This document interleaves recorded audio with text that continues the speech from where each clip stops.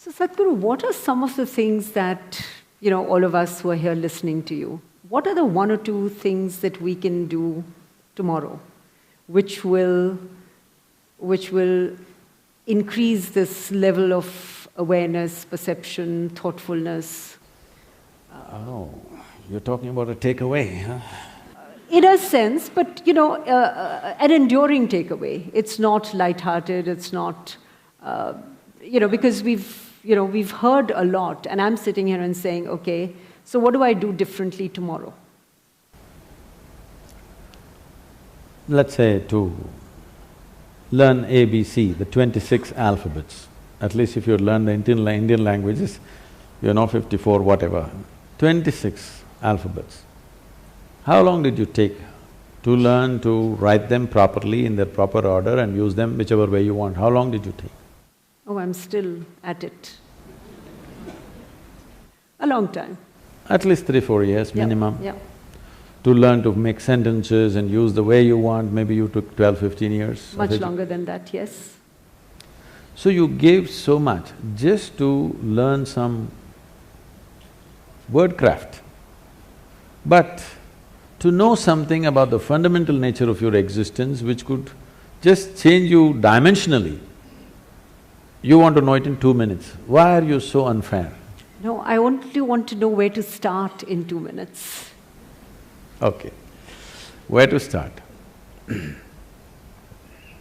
Just do this much. Before you go to bed today,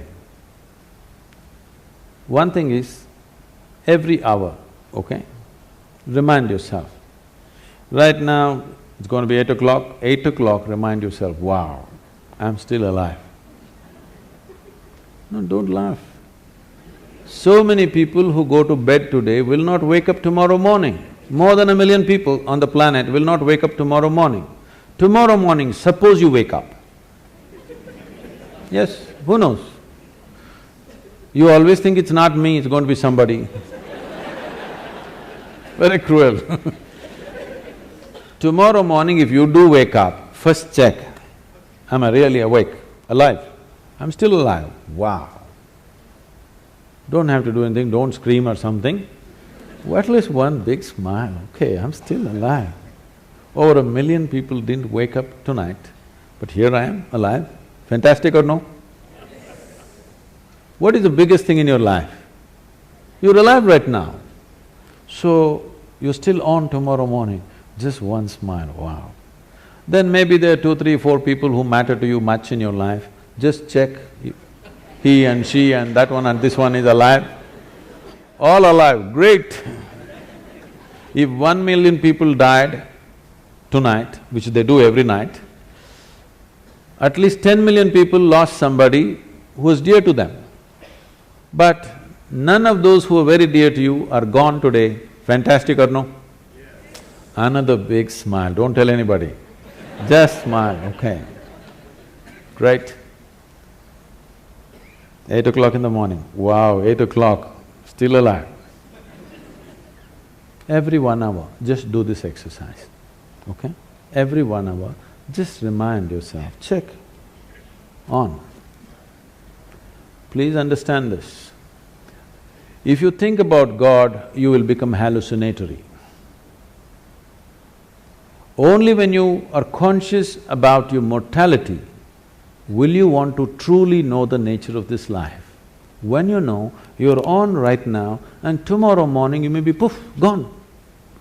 Now you want to know, what the hell? What is this?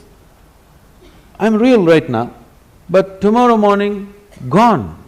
So many people who are so real and on, suddenly gone. Can't believe where did they go? But you thought about it for 10 minutes and then you got busy. You had to text, my father is dead. But remind yourself of your own mortality, let the question deepen. If you can do it every moment, it's great. If you cannot, at least once an hour, remind yourself that you're mortal. You're not immortal, you're mortal. If you know that you're mortal, suddenly you will see in a few days you have no time to do any nonsense which doesn't mean anything to you. You will do only what really matters to your life. You have no time to do any rubbish with anybody. You will have time only to do the best things that you want to do, what you truly care to do in your life, and nothing other than that. And that's what you should be doing because it's a very limited amount of time.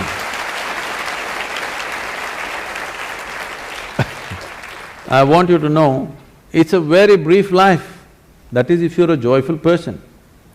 If you're a miserable person, of course it's a long life. So, if you're joyful, if you live for 100 years, it's gone too quickly. If you're miserable, what a long life you will live, you know. So it's a very brief life. You should not be doing anything other than what truly matters to you, isn't it? Yes or no?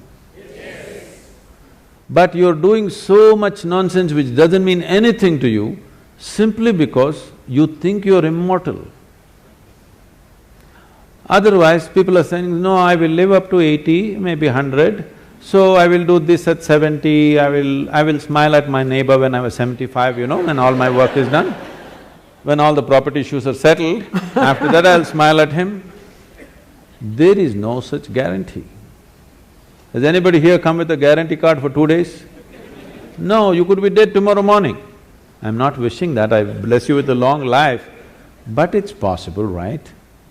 Every day it's happening to 1,000,000 people means, can't it be you and me tomorrow morning, I'm asking? Yes or no?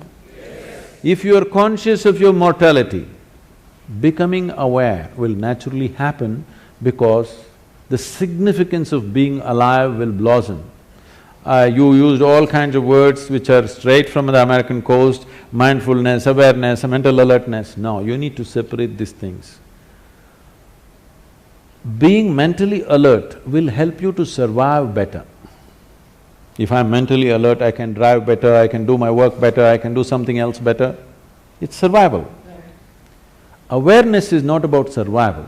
When I first asked you the question, how do you know that you're here? You went around and then you said, I'm conscious. Only because you're aware, you're alive. Your awareness is aliveness, your aliveness is awareness. The question is only about how alive.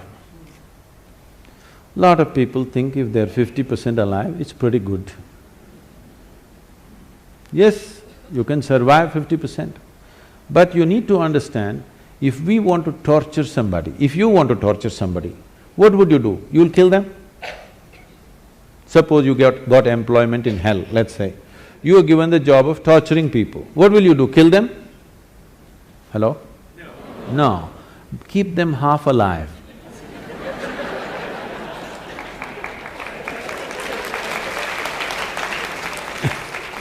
If you keep them half alive, that's called torture. So right now this is called self-torture. Maybe you're preparing for employment elsewhere. Because right from the age of 2 or 3, people, your parents are asking you, what will you become, what will you become, what… Well, I'm born as a human being, I'm supposed to strive to become a human being. See, every life on this planet, whether it is a bird, if it's a worm, insect, bird, animal, tree, whatever, every one of them is striving to become a full-fledged life, and that's all. A worm is trying to be a full-fledged worm, a tree is trying to be a full-fledged tree. That's all a human being also, to become a full-fledged human being. No, what will you become means what kind of job will you get from the age of 3? This madness has come because of this whatever the last century of poverty in the country. People are so deprived and they think if they don't have a job, they won't eat anything. You know, it comes from a certain poverty consciousness, we must pass it, that generation is past. Right now, if you have a few brain cells working, you can make a living. Yes? You don't have to be qualified for anything. If you have a few brain cells working in your head, you can make a living. That's not an issue anymore. There was a time it was like that, it's no more like that. It's time we leave that. It's not about what you will become, how you will be. What will be the experience of your life? Will it become the peak experience or is it just a mediocre nonsense? This is the question. Because once you have come as a human being, whatever happens, it's not enough, something more needs to happen, yes or no? You may think you're doing different things. The man who goes to the temple, the man who goes to the bar, the man who goes to work, the man who goes to conquer the world, every one of them is just seeking a larger slice of life. Some people go to the mall, some people go to the PDS, just like that. Some people think it comes free in the temple, so they go there, somebody else go to conquer the world, somebody go shopping. What is it that you're trying to do? Just trying to have a larger slice of life. But it doesn't matter, if you gather the whole world around you, you will not have a larger slice. Your larger slice will happen only if your ability to perceive is enhanced. If your ability to experience is not enlarged, then you can have everything around you, still your experience is the same. Modern life is just that. No other generation had the things that we are having around us. Most homes are looking like a warehouse. Because they're shopping trips, they don't know where to keep it, everything is falling all over the people, there's no place for the people, full of things. But does it bring well-being or happiness or anything? No. You cannot determine the experience of what's happening within you from outside. It has to happen from within. And it is how enlarged your experience is how big your life is. Not about socially how big people think you are. That may work socially a few things for you, but it doesn't work in terms of life. So when we say awareness, we are talking about the essential ingredient of life, because only because you're aware, you're alive, isn't it so? Yes? Now the question is, how alive? If we have to use an analogy, right now this light is, blinding me. Now, if you reduce the voltage, it'll be like this, it'll light up only that much. But they want it to light up everything, so they turned up the voltage. So if you turn down the voltage, you'll see only this much, if you turn it up, you'll see that much, if you really turn it up, you'll see the entire hall. Awareness is the same thing. Because you're conscious or you're aware, you know something. If you become little more aware, you will know something more. If you know little more aware, something more. All these words are connected.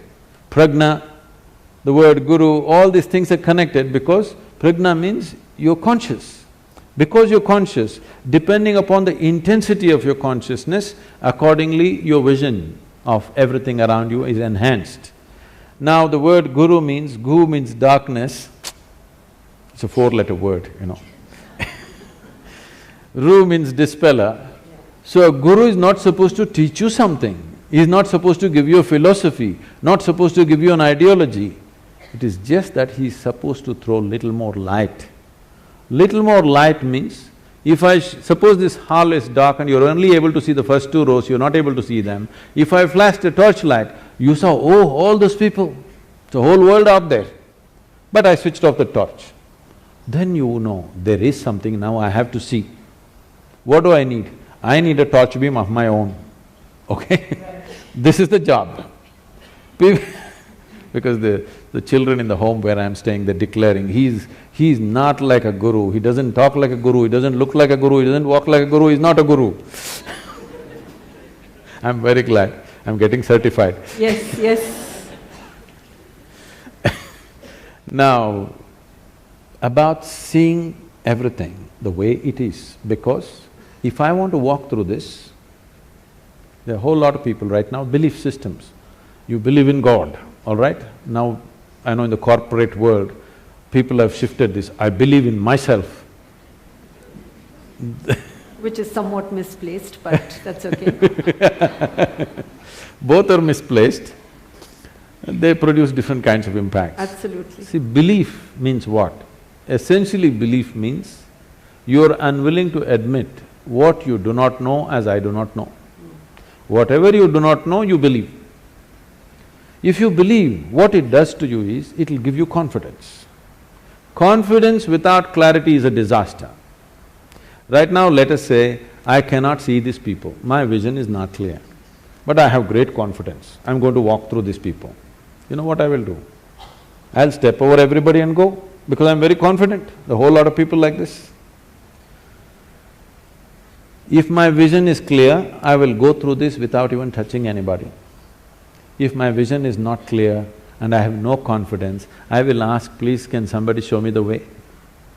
But now I have no clarity, but I have confidence. It's a disastrous process. So believing in God, believing in yourself, believing in anything means, it's just a B word, you know. You're just bullshitting yourself about something that you do not know. Right, right. What is the problem? What I know, what I do not know, I do not know. What is the problem with this? If this much sincerity enters your life, come to this much. What I know, I know. What I do not know, I do not know. I don't believe anything, I don't disbelieve anything. I'm willing to look at everything. You will become a sensible human being, and every 1 hour you remind yourself you're mortal and celebrate with a smile that you're still alive. You will see wonders will happen to you. Thank you. Great.